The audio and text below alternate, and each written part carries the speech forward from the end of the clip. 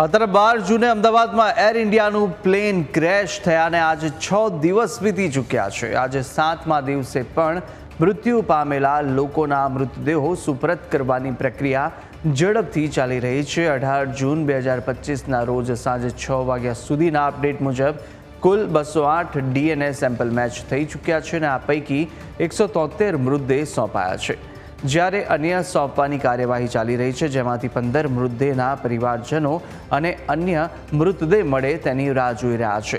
173 મૃતકોમાં 131 ભારતના નાગરિક, 4 પોર્ટુગલના, 30 બ્રિટિશ નાગરિક, 1 કેનેડિયન તેમજ 6 નોન પેસેન્જરનો સમાવેશ થાય છે। 6 મૃતદેહ નોન પેસેન્જર હતા, તેમના પરિવારજનોનો સંપર્ક થયો નથી।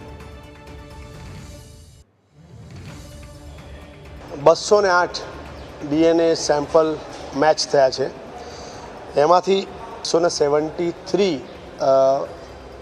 પાર્થિવ દેહ એમના સ્વજનને આપી દેવામાં આવે છે। જેટલા લોકોને સ્વજનને એના દેહ આપ્યા છે એમાંથી ઇન્ડિયન ગણશું તો 131, પોર્ટુગીઝ 4, 30 યુકે સિટીઝન્સ અને કેનેડિયન 1 અને નોન પેસેન્જર તરીકે 6 વ્યક્તિને આપણે એમના ઘરે પહોંચાડ્યા છે।